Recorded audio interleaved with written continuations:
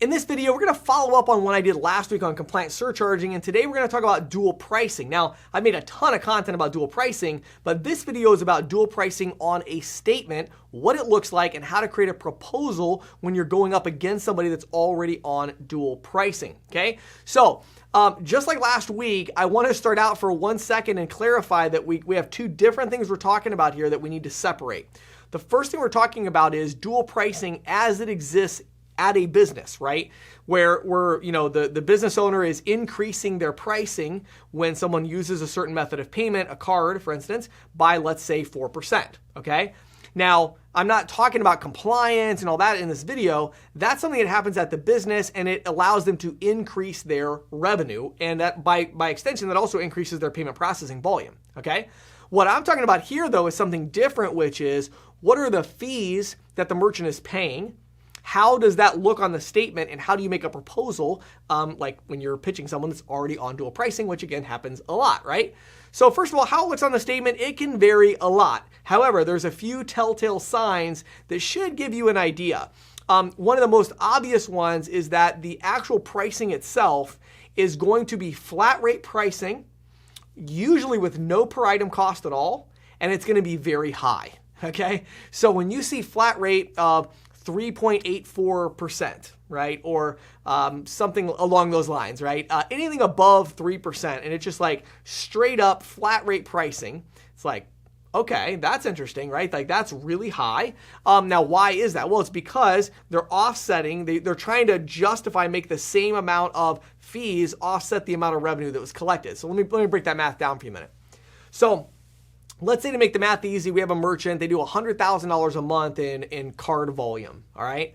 So we implement at the store a 3.99% price increase when someone uses a card, okay? Dual pricing. It doesn't matter if it's credit or debit, it's a dual pricing, so it doesn't matter, all right? So no matter what kind of card they use, they're now paying an extra 3.99% when they use a card, and this should be reflected in a compliant manner, which I'm not going to get into in this video. So now their total volume went from $100,000 to $103,990. I think it's the right way to look at that, right? But anyway, 3.99% on top of that 100,000. Well, what has to happen is now we want to charge the merchant that $3,990. We want that to be what we charge them in dollars so that those two numbers offset. Because the promise with dual pricing usually is, hey, Mr. or Miss Merchant, we are going to charge you, X amount of money, but we're going to pass that on to the customer. So the net effect is you don't owe anything at the end of the month. How do we do that? Well, the problem is now they're not processing $100,000 a month anymore. They're processing $103,990, right? So how do we collect that $3,990? Well, we now have to charge them something like 3.84%. Now, again, you can take your little calculator out and do the math yourself, but if you actually take 3,990 divided by 103,990, you're not going to get 3.99%. You're going to get like 3.84%.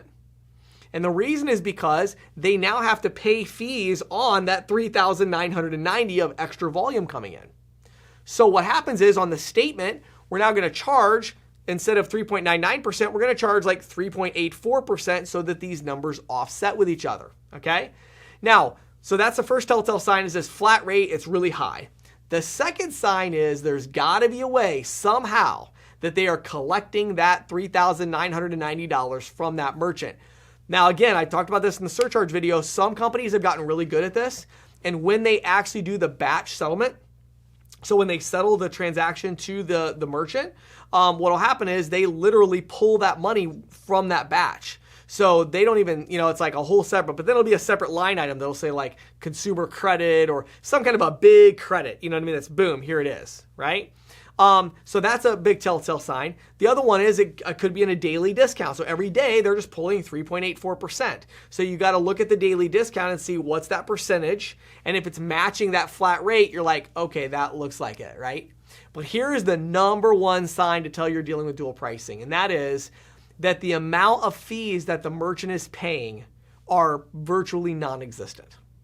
Okay? Now, a lot of companies that do dual pricing do have some monthly fees or things of that nature, but at the bottom of the statement, when you actually see like the real amount that they paid, not the total fees or the daily discount, or just how much money did they pay on that statement, it's almost always going to be very, very minimal compared to their volume, because that processor needs to show, hey, wait a second, we're doing dual pricing, like we eliminated all your fees. Like that was the promise. So they got to show that on the statement.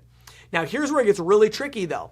Some companies have figured out, well, we want to be careful because if we show all this, daily discount or we show the credits or any of that, then our competitors will know what we're doing.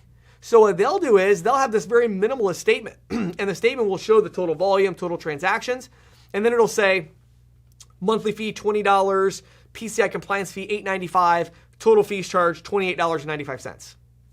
And that's it. It doesn't show anything else. It doesn't show any other fees or daily discounts or credits or anything. And you're like, what in the world? How this merchant's doing $30,000 a month? How are they only paying $28.95? The way they're doing that is that they're not. They're actually paying a lot more than that. But the processor chose not to show this trade-off of we collected extra revenue, we use it to offset these fees, eliminated, we're not going to show those on the statement. So in those situations, right, you got to assume, wait a minute, they're actually they're actually paying more. They're paying this higher amount.